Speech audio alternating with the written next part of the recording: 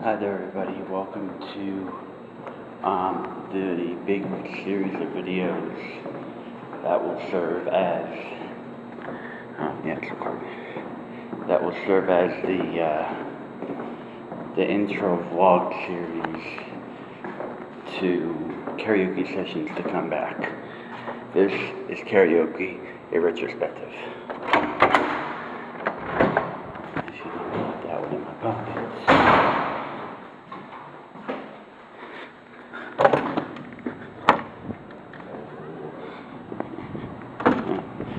Yeah, wrote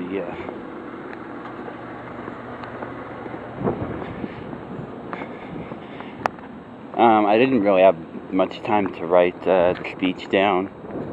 I had all of the free time I had yesterday, which was August 9th. Today is the 10th, and I just want to first give a reminder that the people, the karaoke bar friends that have watched these videos, the old the King's Den Sessions videos and the Karaoke Sessions videos, voting is going to be ending Saturday afternoon. So 1 week from this filming date, or go ahead.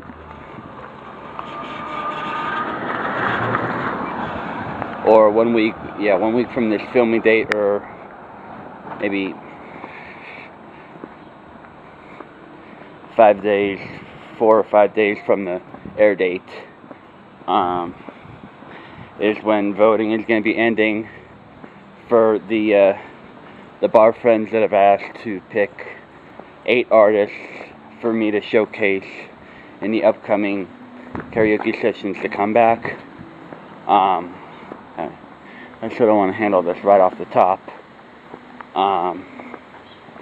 I will announce which 8 artists will get a showcase during my first karaoke sessions, the return session, which will be performing my 2018 parodies. And maybe if I get enough selections in, if I get enough rotations in, I'll even do like an extended version or two of one of my concert songs. I don't know if I need to make a turn here. But yeah, anyway, let's get started. The origins of my karaoke history actually begin in early October of 2012, where the funding for a night program I was in stopped and led me stuck in the house with nothing to do with my nights. I need to make a turn. My mother used to go out to the bars in the early 2000s and either had a house sitter for me or left me to watch over the house. And I remember I used to have my mom call me from the bar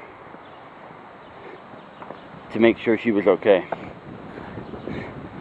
Before I went to the bars, my mom told me stories that she had about the bars, and I never would have considered the bars an option for me before. She was friends of sorts with the first bar I went to's owner, John Halko, and said that there used to be karaoke once every week or so. Let me go off script here. Something I didn't expect: the wind. So, if you hear me, emoting a little bit more, please don't just disregard that, because I'm trying to counteract the wind here. Okay, where was I? Being a lover of music.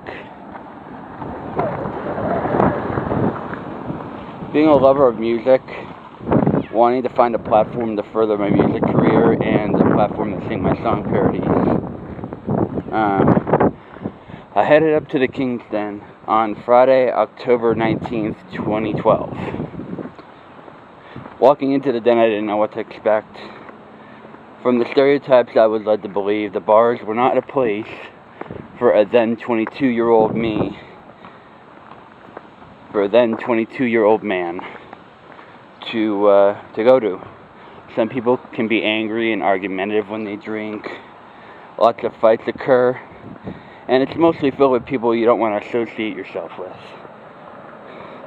But with preemptive reassurance from my mom, she told me that John ran a pretty nice place, and he kicks people out if he feels they've had too much to drink or is disrupting or causing conflict between the bars, and he doesn't want people that come in to be assholes or act like assholes around this bar. So I just felt a little bit comfortable knowing that John ran a relatively decent place. Anyway, I got off topic. Just as a precaution, I will tend to go off my main talking points, but I will eventually get back on track. Anyway, I walked into the King's Den, my first bar for the very first time. I looked to my right and saw somebody setting up the equipment. I greeted myself and shook his hand. It was a general hello conversation. I said, "Hi, my name is Evan Adams. This is my first time at a bar." And he said, "Hi, I'm Donny. It's nice to meet you. I'm the karaoke DJ for tonight. People usually call me Donny D. My professional name of my karaoke is U-Rock Entertainment. Is U-Rock Karaoke, my bad." I walked around and introduced myself to most of the people there, including the owner. Most of the people there went on to be the karaoke regulars. Bev, Mike and Cheryl Card, Christy, Todd, Cassie, JoJo, Tanya and Dwayne, Chrissy, Kristen, Babaloo, Popeye, too many other interesting people with their own distinctive characteristics. I'll just say, without trying to sound bad, that there were characters in that bar that I would later grow attached to, like extended friends and family of sorts. That first night I was there, we're actually coming up on it. Alright, about like 10 seconds from now. The first night I was there, I really had no song ideas in mind. I had no song list with me.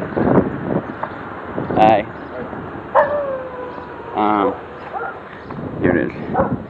And, is it still recording? I want to make sure, yeah. And I had no song list with me, and I only had a couple of parody ideas in mind. I had this video camera with me. I had just bought it in June of that year and started making videos and shows for this YouTube channel.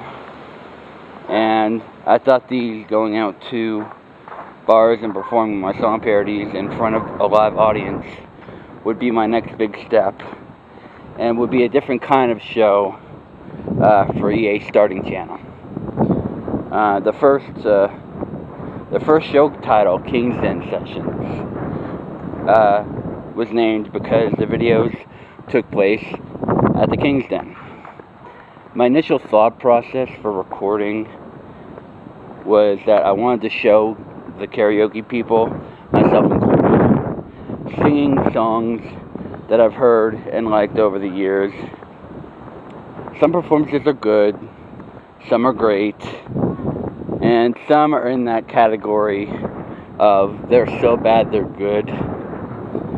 So I really wanted to show the range of people's performances, and also I recorded them so that they can have a chance to look back on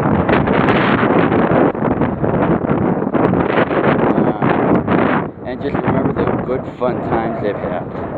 That's really all that my videos that I recorded at the bars really was. I should have put my hat on.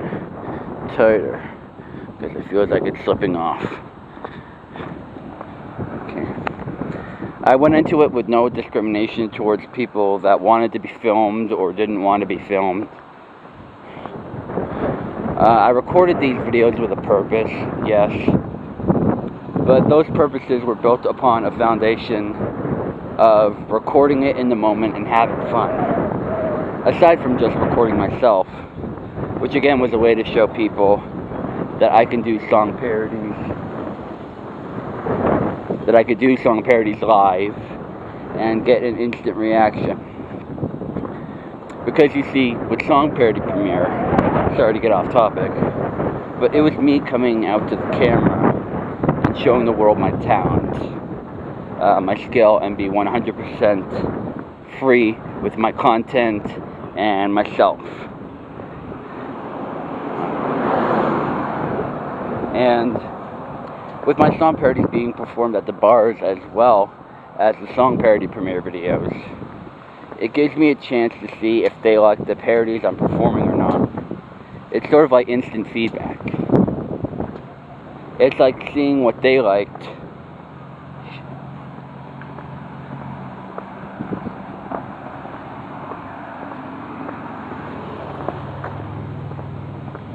It's like seeing what they liked. It's a long WordPad document. I apologize.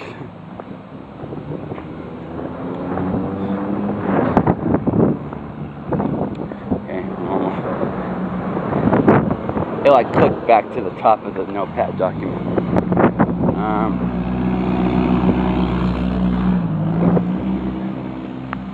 After these typed down what I have of the speech so far, I will, put this down and go off script. I do have some bullet points that I wrote down on a piece of paper. It's in my pocket right now. So yeah, it's seeing what they like. So that way, when I write a new song parody and want to perform it at the bars, it would get a better reaction than an older song parody of mine that doesn't get much positive feedback from it. That first night, from what I can recall, and what has been written down in my Kingston Sessions Word document at home, I performed 3 of my parodies, but I forgot to record them, and one original song towards the end of the night, which I remembered to record. Throughout the first 7 karaoke nights, I mainly stuck to my song parodies. And with further karaoke nights at the Den, I made sure I provided myself with burn CD, song parody instrumental CDs for Donny to play through his system and his setup, because I wanted to perform what I felt were the versions I finished writing. Twilight One and old school TV rap, for examples, felt like they needed to be performed the way I had envisioned, even if I didn't do it at karaoke. So for those first versions, whenever I didn't bring my karaoke CDs, I had to sing my song parodies through their album version karaoke tracks.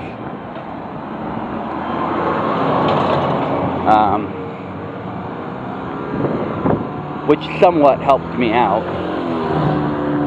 Whenever I wrote a new parody that I didn't make personal edits to, I would somehow, like my end of 2012 chop-ups of old school TV rap and Christmas Song 2011, had to come up with on the spot, sometimes that same night, in a structure where I could perform the parody with just one half of the instrumentation, which to me was super hard to do, which would sometimes, not all the time, lead to disastrous results. The first standout memory from the bars that I can remember just of the atmosphere is that a fight went down just as the night was coming to a close. And this was around early December of that year that this happened. All the videos I recorded are in their respective playlists. The Kingston Sessions playlist and Karaoke Sessions playlist and their special sub-playlists are in the description below. I will do my best to make sure I put those links in the description. So I'm not going to say too much about, I'm not going to go too in depth about the bar fights, but it was my first fear realized. What if a fight breaks out while I'm there? It was such a weird experience because not only was I not expecting something like that to happen out of the blue, but that it all was happening in real time, and I didn't know how to react to it. So that was my first 2 months. That was 2012 in the bars and karaoke. So after that, 2013 started, and it was the first year that I actually garnered more of a King's Den regular mentality, where I felt more comfortable singing whatever I wanted. We're coming up on the house of the apartment that I was at when all this karaoke started. Let me check the time. 60 minutes. All right, I'll wrap this up pretty soon. This karaoke retrospective will be in sort of 20 to 25 minute intervals. So I'm going to end it pretty soon. The first ever karaoke song choice was actually originated during the 8th or 9th session. Since the new year was upon us, I decided I want to incorporate all the songs I've loved and I've wanted to sing, that I wanted to sing to. I really wanted to make sure everybody didn't think I was like a Forrest Staple karaoke singer who would always sing the same songs every time. So I sang artists from different genres. I sang songs from different artists in different genres and in different decades of music. Like the late 70s, early 80s classic rock of Styx. Is actually the front half of the upstairs apartment was actually, you know, our apartment from 2009 to 2014. Anyways, yeah. I sang songs from different artists, from different genres, and you know, and many decades of music. Like the late 70s, early 80s classic rock of Styx, to the modern pop and rock of the 2000s, like Simple Plan and O-Town. Some of my mid-90s personal classics, personal favorites. And a couple of overall great sing-alongs like Love Shack, Baby Got Back, I Got a Feeling, and everything in between. In late May of 2013, I met my first bar crush, Carrie Gretchen.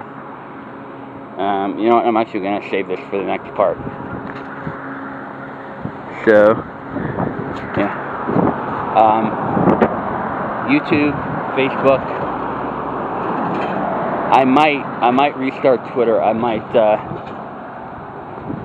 update, and I won't be as frequent as I used to be, but I might be on Twitter more often now.